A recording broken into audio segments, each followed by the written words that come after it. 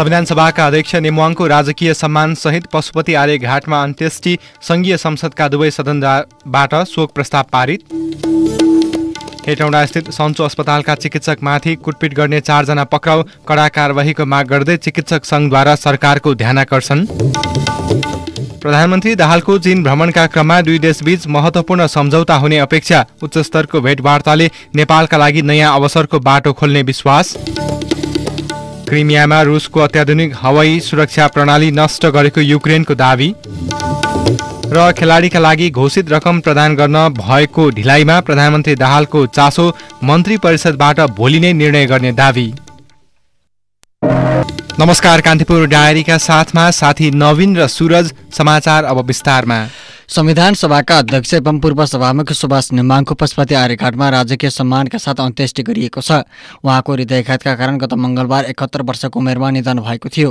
अन्त्येष्टि अघि नेमाङका दुई छोराले उहाँलाई दागबत्ती दिएका थिए। त्यसअघि प्रधानमन्त्री पुष्पकमल दाहाल, नेपाली कांग्रेसका सभापति शेरबहादुर देउबा, एमाले अध्यक्ष केपी शर्मा ओली, राप्रपाका अध्यक्ष राजेन्द्र लिङदेन लगायतले नेमाङप्रति अन्तिम श्रद्धाञ्जली व्यक्त गरेका थिए।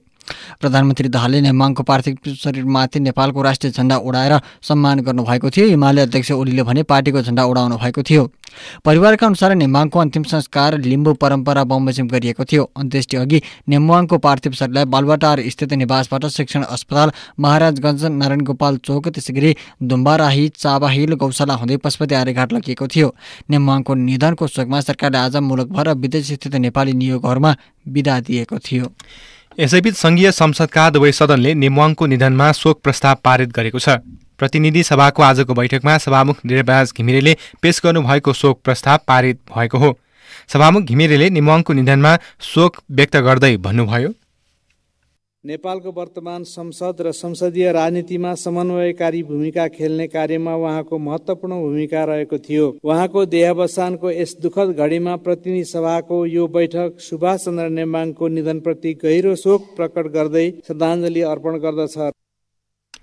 प्रतिनिधि सभाले संविधान निर्माण र लोकतान्त्रिक आन्दोलनमा नेमुवाङले पुर्याएको योगदानको स्मरण गरेको छ। सभामुख घिमिरेले नेमुवाङको निधनबाट अपूरणीय क्षति भएको बताउनुभयो। 20को दशक यताका लोकतन्त्र र गणतन्त्रका लागि भएका हरेक आन्दोलनहरूमा सक्रिय र प्रभावकारी भूमिका निर्वाह गर्नुभएका, संविधान सभा मार्फत नेपालको संविधान निर्माण गर्न अहम र नेतृत्वदायी भूमिका खेल्नुभएका, मृदुभाषी, सरल, सहज र समन्वयकारी व्यक्तित्वका धनी सुभाष चन्द्र नेमाङको अप्रत्याशित निधनबाट मुलुकलाई अपूरणीय क्षति पुगेको छ। यसैबीच राष्ट्रिय सभाको बैठकले नेमुवाङको निधनमा शोक प्रस्ताव पारित गरेको छ। सो क्रममा राष्ट्रिय सभाका अध्यक्ष गणेश प्रसाद तिमेल सिन्हाले नेमुवाङप्रति श्रद्धाञ्जली व्यक्त गर्नुभयो।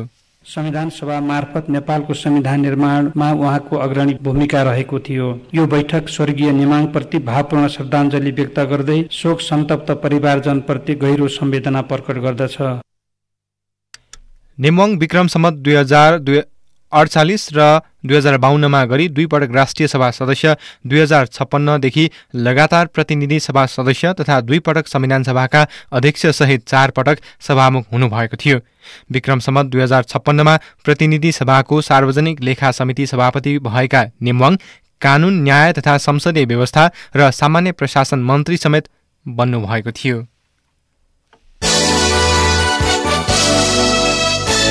मकवानपुरको हेटौँडा स्थित सन्चो हस्पिटलका चिकित्सकमाथि कुटपिटमा संलग्न 4 जनालाई प्रहरीले नियन्त्रणमा लिएको छ। डाक्टरको लापरवाहीका कारण बिरामीको मृत्यु भएको आरोप लगाउँदै 2 जना चिकित्सकमाथि कुटपिट भएको थियो। घटनामा संलग्न रमा प्रधान, रमिता प्रधान, त्यसैगरी रोहित प्रधान र अनु प्रधानलाई प्रहरीले पक्राउ गरेको हो। उनीहरू 4 जना मृतक राजेश प्रधानका परिवारका सदस्य हुन्। चिकित्सकमाथि कुटपिट भएको भिडियो सामाजिक सञ्जालबाट बाहिरिएपछि घटनालाई लिएर चौतर्फी आलोचना भएको थियो। घटनाको विरोधमा चिकित्सकले विरोधका कार्यक्रम घोषणा गरेपछि उनीहरूलाई प्रहरीले पक्राउ गरेको हो। हेटौँडा 1 स्थित सन्चो हस्पिटलका डाक्टर विकास थापा र प्रशान्त बिडारीमाथि हिजो बिरामी हेरिरहेका समयमा कुटपिट भएको थियो। 1 महिना अघि डेङ्गी संक्रमित हेटौँडा 12 का 41 वर्षीय राजेश प्रधानको उपचारका क्रममा गत सोमबार चितवन स्थित चितवन मेडिकल कलेजमा उपचारका क्रममा मृत्यु भएको थियो। भदौ 22 गते सन्चो अस्पतालमा भर्ना गरिएका प्रधानलाई सन्चो अस्पतालका चिकित्सकले भदौ 23 गते चितवन मेडिकल कलेजमा रेफर गरेका थिए। भदौ 25 गते उनको मृत्यु भएपछि परिवारका सदस्यले हिजो सन्चो अस्पतालका चिकित्सकमाथि कुटपिट गरेका हुन्। यसैबीच हेटौडामा चिकित्सकमाथि भएको कुटपिटको घटनामा संलग्नलाई कडा कारबाहीको माग गर्दै नेपाल चिकित्सक सङ्घले सरकारको ध्यानाकर्षण गराएका छन्। सङ्घका अध्यक्ष डाक्टर अनिल विक्रम कार्कीको नेतृत्वमा गएको टोलीले आज प्रधानमन्त्री पुष्पकमल दाहाललाई ज्ञापन पत्र बुझाउँदै चिकित्सक स्वास्थ्यकर्मीले देशमा कानुनी राज्यको प्रत्याभूति गर्न नसकेको जनाएको छ। चिकित्सकमाथि भएको कुटपिटको घटनालाई सुरक्षा निकायले गम्भीरतापूर्वक नलिई शान्ति सुरक्षा कायम गराउन नसकेको भन्दै सङ्घले आपत्ति जनाएको छ। सङ्घले 72 घण्टाको अल्टिमेटम दिँदै घटनाका दोषीलाई कानुनी कारबाही नगरेमा मुलुकभर आकस्मिक बाहेकका सेवा ठप्प पार्ने चेतावनी समेत दिएको छ। ज्ञापन पत्रमा सुरक्षाकर्मी तथा स्वास्थ्य संस्थाको सुरक्षा सम्बन्धी पहिलो संशोधन ऐन अनुसार कानुनी कारबाही गर्न माग गरिएको छ। ज्ञापन पत्र बुझ्दै प्रधानमन्त्री दाहालले चिकित्सकमाथि आक्रमण गर्नेलाई कारबाही गरिने बताएको सङ्घले जनाएको छ। कान्तिपुर डायरीमा अब कान्तिपुर सविस्तारको पालो। कान्तिपुर सविस्तार। प्रधानमन्त्री पुष्पकमल दाहाल अर्को साता चीनको भ्रमणमा जाँदै हुनुहुन्छ। अमेरिकाको न्युयोर्कमा संयुक्त राष्ट्रसङ्घको महासभामा सहभागी भएर प्रधानमन्त्री एसियन गेम्सको उद्घाटनमा सहभागी हुन चीन जाने तय भएको छ। प्रधानमन्त्री दाहाललाई विशेष अतिथिका रूपमा चीनले एसियन गेम्सको उद्घाटनमा निम्त गरेको हो। चीन भ्रमणका क्रममा दुई मुलुकबीचका विकास साझेदारीका विषयमा केही विषयमा सम्झौता गर्ने तयारी भएको छ। दुई मुलुकबीच हुने उच्च स्तरको भेटवार्ताले नेपालका निम्ति नयाँ अवसरको ढोका खोल्ने अपेक्षा गरिएको छ। प्रधानमन्त्री पुष्पकमल दाहाल आफ्नो यस कार्यकालको दोस्रो औपचारिक भ्रमणमा चीन जाँदैछन्।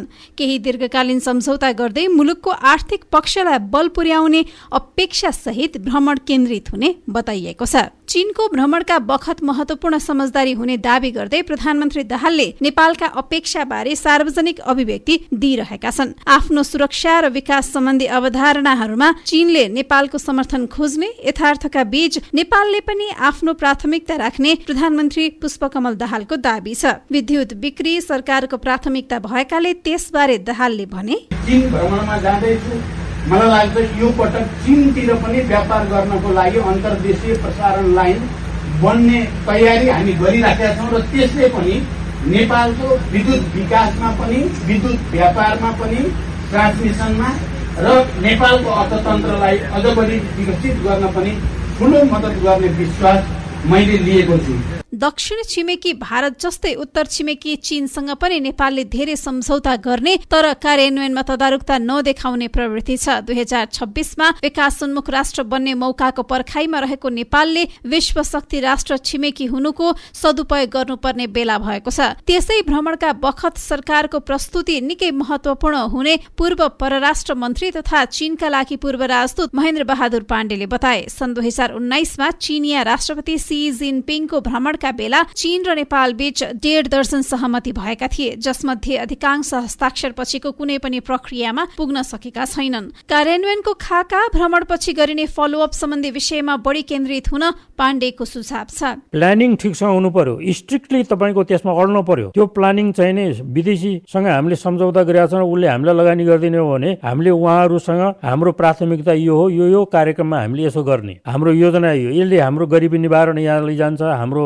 शिक्षा स्वास्थ्यलाई यहाँ पुर्याउँछ, हाम्रो सोसल डेभलपमेन्टमा यहाँ हामीले पुर्याउँछ भन्ने कुरा र हाम्रो इकोनोमीको स्तर यो ठाउँमा पुग्छ भन्ने कुरा त हामीले निर्णय गरेर, हामीले योजना बनाएर र यो एग्रिमेन्टलाई यो रूपमा कार्यान्वयन गरौँ भनेर जानु पर्यो नि। हामी नजाने अनि उनीहरूले चाहिँ उनीहरूको इन्ट्रेस्ट, उनीहरूको प्लानिङ भयो भने पनि उनीहरूले योजना बनायो भने त उनीहरूको इन्ट्रेस्टमा गर्ने हो नि त। विश्वको पछिल्लो ध्रुवीकरणमा चीनले नेपालबाट विश्वसनीयताको आशा गरेकाले त्यसमा खरो उत्रिनु चुनौतीपूर्ण हुने पाण्डेको भनाइ छ। अमेरिकाबाट सिधै चीन जाने भ्रमण तालिकाप्रति नै पाण्डेले असन्तुष्टि पोखे। पाण्डेले भूराजनीतिक संक्रमणको अवस्थामा नेपाली राजनीतिक उच्च तहले आफ्नो कार्यक्रम प्रस्तुति कार्यान्वयन गर्न सम्भव योजना प्रस्तुत गर्नुपर्ने सुझाव दिए। तर उहाँको जुन प्रक्रिया छ, उहाँले जुन उहाँको रङ्गढङ्ग देखाएको छ त्यसले चाहिँ त्यो पुरा गर्छ जस्तो मलाई लाग्दैन। जस्तो उहाँ चाहिँ संयुक्त राष्ट्रसङ्घको जनरल एसेम्ब्लीमा सम्बोधन गर्न जाँदै हुनुहुन्छ। त्यहाँबाट फर्केर चीन भनेको चाहिँ एकदम युरोपतिर भएको अथवा साउथ अमेरिकातिर भएको मुलुक होइन,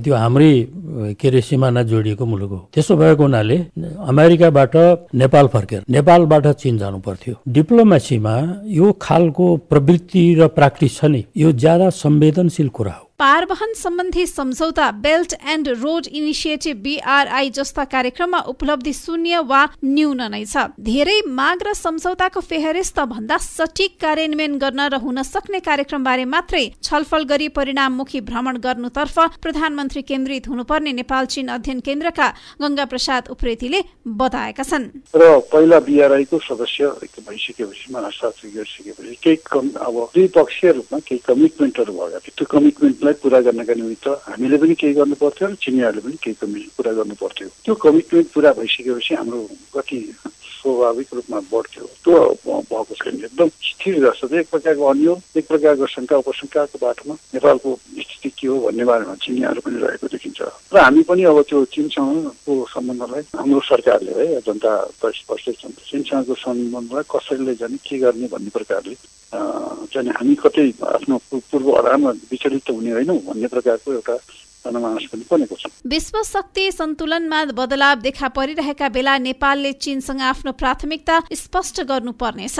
MCC परियोजना सुरु भइसकेको अवस्थामा नेपालले चीन सन्तुलनको गम्भीर भूमिका निभाउनु पर्नेछ। चीनिया सन्तुलनको गम्भीर भूमिका निभाउनु पर्नेछ। चीनिया लगानीका आयोजनाका उत्पादन भारतले नकिन्ने संकेत पाइसकेको काठमाडौँले त्यसको बिक्रीका निम्ति पूर्वाधार र प्रक्रिया बारे बेजिङसँग तत्कालै छलफल गर्नु महत्त्वपूर्ण हुनेछ। त्यसैले प्रधानमन्त्री पुष्पकमल दाहालको आसन्न चीन भ्रमण सन्तुलन, साझेदारी र अवसर बन्न सक्छ। रेडियो कान्तिपुरका लागि दिवा भट्टराई। कान्तिपुर सविस्तार। कान्तिपुर डायरीमा अब बाँकी प्रसङ्ग। प्रत्येक वर्ष भाद्र कृष्ण औँसीका दिन मनाइने कुशे औँसी पर्व आज वैदिक सनातन धर्मावलम्बीले वर्षभरि देवकार्य तथा पितृ कार्यमा प्रयोग गरिने पवित्र कुश घर घरमा भित्र्याएर मनाएका छन्। धार्मिक विधिअनुसार पूजा गरी उखेलेर जजमान कहाँ पुर्याइएको कुश घरमा राख्नाले परिवारको कल्याण हुने धार्मिक विश्वास छ। यसै क्रममा छोराछोरीले परम्पराअनुसार बुबाको मुख हेर्ने गर्दछन्।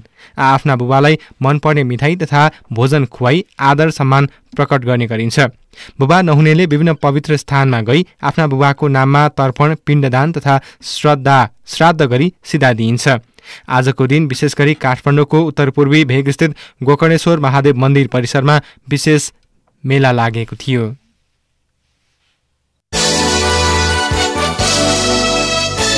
जिल्ला अदालत सङ्घ सभाले कारागारमा 2 कैदी हत्या प्रकरणमा संलग्न 15 आरोपीलाई पूर्वपक्षका लागि थुनामा राख्ने आदेश दिएको छ।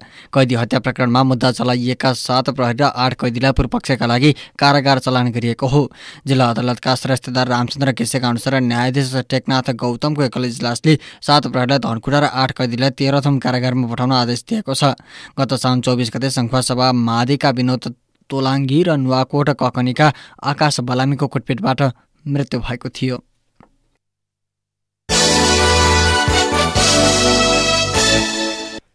पर्साको बिरगञ्ज 4 बिर्तास्थित बाल सुधार गृहका 15 जना कैदीलाई स्थानान्तरण गरिएको छ।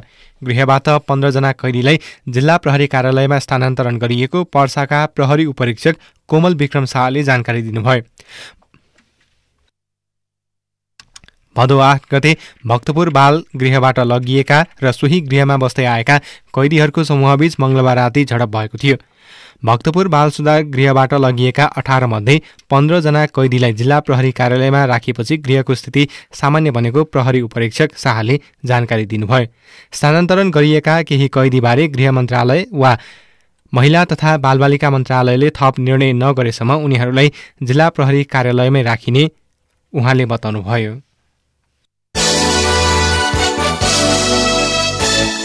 वर्षासँगै गर्मी पनि बढेकाले मुलुकका विभिन्न अस्पतालमा स्क्रब टाइफसका बिरामी बढेका छन्।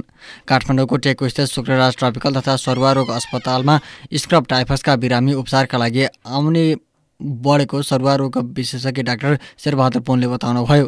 उहाँका अनुसार वर्षासँगै गर्मी बढ्दा स्क्रब टाइफसका बिरामीको सङ्ख्या पनि बढ्ने गर्दछ। सन् 2004मा पहिलो पटक नेपालमा देखा परेको यो रोग सन् 2015देखि वर्षेनी देखिँदै आएको छ। सन् 2016मा स्क्रब टाइफसका कारण 14 जनाको मृत्यु भएको थियो। माइस जीवाणुका कारण हुने यो रोग मुसाबाट सर्ने गर्दछ। यो रोग लागेमा ज्वरो आउने, मांसपेशी दुख्ने, अत्याधिक टाउको दुख्ने, पसिना आउने, त्यसैगरी खोकी लाग्ने जस्ता लक्षण देखा पर्ने चिकित्सकले बताएका छन्।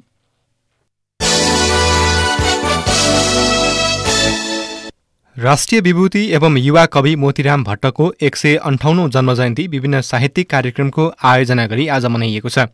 विक्रम सम्वत 1923 भाद्र कृष्ण कुशे औँसीका दिन जन्मेर विक्रम सम्वत 1953 साल भाद्र कृष्ण औँसीकै दिन 30 वर्षको उमेरमा निधन भएका भट्टले नेपाली साहित्यको वृद्धिका लागि गहन योगदान पुर्याएका थिए। नेपाली साहित्यको श्रृङ्गार रसलाई योगदान दिएका युवा कवि मोतीराम भट्टले आदिकवि भानुभक्तको जीवनी पहिलोपटक प्रकाशनमा ल्याउनका साथै नेपालमा छापाखाना समेत भित्र्याउनु भएको थियो। यही छापाखाना मार्फत नेपालमा पत्रकारिताको सुरुवात भएको हो।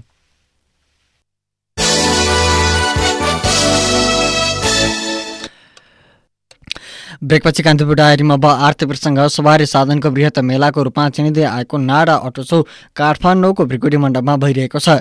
कोरोना महामारी र सवारी साधन आयातमा सरकारले लगाएको रोकपछि पछिल्ला 4 वर्ष हुन नसकेको नाडा अटो सो यो वर्ष आयोजना भएको हो। पर्सि शनिबारसम्म चल्ने मेलाबाट 20 अर्ब रुपियाँको कारोबार हुने अपेक्षा गरिएको आयोजकले जनाएको छ। मेलामा यो पटक विगतका वर्षमा भन्दा फरक दृश्य देखिएको छ, जसको कारण हो विद्युतीय सवारी साधनप्रति ग्राहकको आकर्षण। एक रिपोर्ट।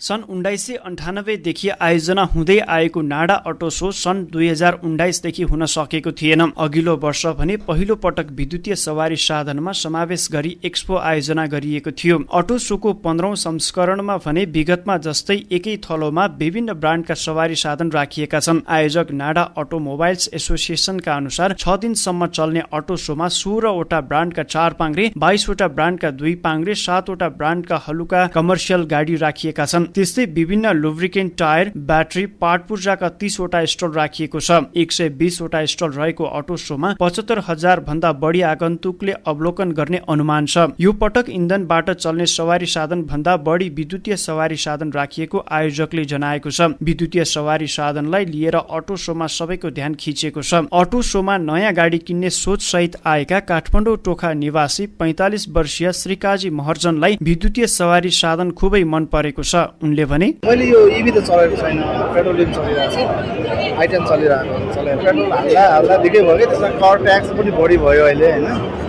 अहिले आर्थिक मन्दीले गर्दाखेरि यसो इभी चाहिँ अघिल्लो पटक भन्दा अटो सोमा यो वर्ष अवलोकनकर्ताको उपस्थितिले थप ऊर्जा थपिएको आयोजकको भनाइ छ। एसोसिएसनका अध्यक्ष ध्रुव थापाले आफूहरूको अपेक्षा भन्दा बढी नै विद्युतीय सवारी साधनमा आकर्षण देखिएको बताए। उनले भने, फोसिल फ्युल 50% मार्केट चाहिँ अबको 5 वर्षमा ओभर छ इलेक्ट्रिकले भन्ने चाहिँ हाम्रो अनुमान थियो। तर अहिले 5 वर्ष 2 वर्षभित्रमै 50% को चाहिँ टार्गेट मिट गरेको भनेको इभी प्रति यो एसियामै सबैभन्दा बढी चाहिँ जम्प चाहिँ गरेको चाहिँ नेपालले छ। अर्थतन्त्रको समस्याका कारण सरकारले सवारी साधनको आयातमा लगाएको प्रतिबन्ध हटेको केही महिना पश्चात अटो सो आयोजना भएको हो। त्यसैले अटो सोले सवारी साधनको व्यवसायलाई सहयोग गर्ने अपेक्षा गरिएको छ। सरकारले पनि सवारी साधनको व्यवसायलाई सहयोग गर्ने बताएको छ। अटो सो उद्घाटनको क्रममा अर्थमन्त्री प्रकाश शरण महतले भन्नुभयो, त्यसको चाहिँ एक तहको यहाँ चाहिँ रोजगारी सृजना हुन्छ, त्यसलाई हामीले प्रोत्साहन गरेका छौँ। तपाईँहरू पनि एप्रिसिएट गर्नुभएको छ र सरकारले यसमा हर किसिमबाट चाहिँ सहयोग गर्ने प्रतिबद्धता पनि म जाहेर गर्न चाहन्छु। अर्थतन्त्रमा समस्या देखिएको बेला आयोजना भएको अटो सोबाट कति मात्रामा सवारी साधन खरिद हुने हो त्यो भने हेर्न बाँकी छ। तर अटो सोबाट 20 अर्ब बराबरको सवारी साधन बिक्री हुने आयोजकले अपेक्षा गरेको छ। रेडियो कान्तिपुरका लागि असीम सापकोटा। नेपालमा लगानी बढाउन चेम्बर अफ कमर्सले चिनिया निजी क्षेत्रलाई आग्रह गरेको छ। प्रधानमन्त्री पुष्पकमल दाहालको आसन्न चीन भ्रमण अघि चेम्बरले चिनिया निजी क्षेत्रसँग द्विपक्षीय आर्थिक एवं व्यापारिक सम्बन्धबारे छलफल गरेको हो। जमलस्थित चेम्बर भवनमा आयोजित छलफलमा अध्यक्ष राजेन्द्र मल्लले नेपालको जलविद्युत कृषि, सूचना प्रविधि, पूर्वाधार विकास लगायत क्षेत्रमा लगानी गर्न चिनिया निजी क्षेत्रलाई आग्रह गर्नुभयो। लगानीका लागि हुने नीतिगत कठिनाई अन्त्यका लागि सरकारवाला सरकारी निकायमा चेम्बरले पहल गर्ने अध्यक्ष मल्लले बताउनुभयो। नेपाल चीनबीच यसअघि भएको पारवहन सम्झौताको प्रभावकारी कार्यान्वयन एवं सीमामा सुविधा सम्पन्न सडक पूर्वाधार निर्माण गर्नुपर्नेमा ध्यानाकर्षण गराउनुभयो। चेम्बरसँगको छलफलका क्रममा चिनिया निजी क्षेत्रका उच्चस्तरीय प्रतिनिधिले नेपालमा लगानीका लागि भइरहेको नीतिगत कठिनाईबारे जिज्ञासा राखेका थिए।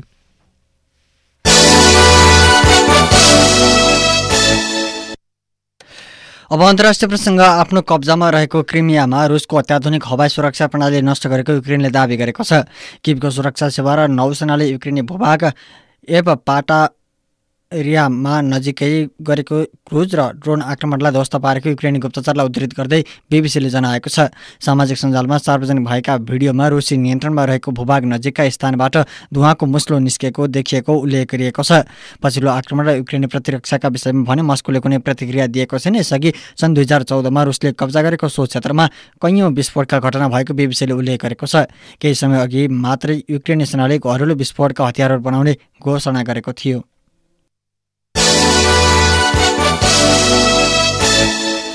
सन् 2021मा तालिबानले सत्ता लिएपछि अफगानिस्तानका लागि राजदूत नियुक्त गर्ने चीन पहिलो देश बनेको छ। चीनले झाओ जिङलाई राजदूत नियुक्त गरेको हो। तालिबान नेताहरूले झाओलाई हिजो काबुलको राष्ट्रपति भवनमा भव्य प्रोटोकल अन्तर्गत स्वागत गरेका थिए। चीनको विदेश मन्त्रालयले बेजिङले अफगानिस्तानसँग वार्ता र सहयोगलाई अगाडि बढाउने र देशप्रतिको आफ्नो नीति स्पष्ट र सुसङ्गत रहेको बताएको छ। तालिबानलाई कुनै पनि विदेशी सरकारले औपचारिक रूपमा मान्यता दिएको छैन।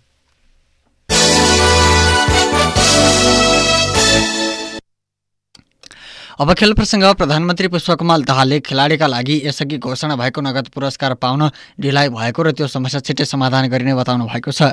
चीनको होङझाओमा हुने 19औं संस्करणको एसियाली खेलकुदमा सहभागी हुने खेलाडी र खेल अधिकारीको विदाई समारोहलाई प्रधानमन्त्री निवास बालुवाटारमा सम्बोधन गर्दै उहाँले नियमावलीको अभावमा यसअघि आफैले घोषणा गरेको पुरस्कार रकम पनि वितरण गर्न नसकेको भन्दै भोलिको क्याबिनेट बैठकबाट त्यस सम्बन्धी निर्णय गरिने बताउनुभयो। यसअघि घोषणा गरिएको पुरस्कार खेलाडीहरूले आजसम्म पनि नपाएको भन्ने कुरा मलाई जानकारी छ। म एउटा कुरा केही प्राविधिक कारणले केही नीतिगत कारणले ढिला हुन गएकोमा म दुःख व्यक्त गर्न चाहन्छु। मैले नै खेलाडीहरूलाई घोषणा गरेको पुरस्कार नियमावलीको अभावको कारण भनेर त्यो निकासमा समस्या परेको थियो। अहिले त्यो नियमावली बनेको छ र अर्थ मन्त्रालयबाट त्यसको स्वीकृत भई आजै खेलकुद मन्त्रालयमा आइपुगेको छ। भोलिको क्याबिनेटबाट सबै पैसा निकास।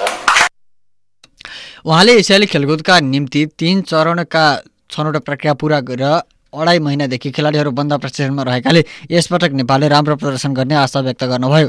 प्रधानमन्त्री दाहाल राष्ट्रसङ्घीय महासभालाई सम्बोधन गरेर एसियाली खेलकुदको उद्घाटन समारोहमा सहभागी हुनुहुनेछ। एसियाली खेलकुदमा यसअघि नेपालले 29 खेलमा 253 खेलाडी सहभागी गराउँदैछ।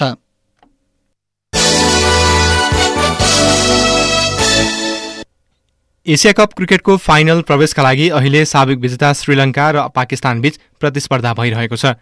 वर्षाका कारण निर्धारित समयमा सुरु हुन नसकेको खेल 45 ओभरमा छुट्याइएको छ। पाकिस्तानले टस जितेर ब्याटिङ रोजेपछि अहिले श्रीलङ्का फिल्डिङमा छ। यो समाचार तयार पार्दासम्म पाकिस्तानले 17 ओभरमा 2 विकेट गुमाउँदै 81 रन बनाएर खेलिरहेको छ। यसअघि भएको खेलमा दुवै टोली फाइनल पुगिसकेको इन्डियासँग पराजित भएका थिए। आजको विजेताले उपाधिका लागि इन्डियासँग प्रतिस्पर्धा गर्नेछ। सुपर 4 को अन्तिम खेलमा भोलि इन्डिया र बङ्गलादेश बीच प्रतिस्पर्धा हुनेछ। अन्त्यमा प्रमुख प्रसङ्ग पुनः एकपटक। संविधान सभाका अध्यक्ष नेमुवाङको राजकीय सम्मान सहित पशुपति आर्य घाटमा अन्त्येष्टि। संघीय संसदका दुवै सदनद्वारा शोक प्रस्ताव पारित। हेटौँडा स्थित सन्चो अस्पतालका चिकित्सकमाथि कुटपिट गर्ने 4 जना पक्राउ। कडा कारबाहीको माग गर्दै चिकित्सक संघद्वारा सरकारको ध्यानाकर्षण। प्रधानमन्त्री दाहालको चीन भ्रमणका क्रममा दुई देशबीच महत्त्वपूर्ण सम्झौता हुने अपेक्षा। उच्च स्तरको भेटवार्ताले नेपालका लागि नयाँ अवसरको बाटो खोल्ने विश्वास। क्रिमियामा रुसको अत्याधुनिक हवाई सुरक्षा प्रणाली नष्ट गरेको युक्रेनको दावी। र खेलाडीका लागि घोषित रकम प्रदान गर्न भएको ढिलाइमा प्रधानमन्त्री दाहालको चासो। मन्त्री परिषदबाट भोलि नै निर्णय गर्ने दावी। हवस् त यिनै प्रसङ्गसँगै कान्तिपुर डायरीको यो बुलेटिन अहिलेलाई यहीँ सकिन्छ। नवीन र सूरज बिदा हुन्छौँ। नमस्कार।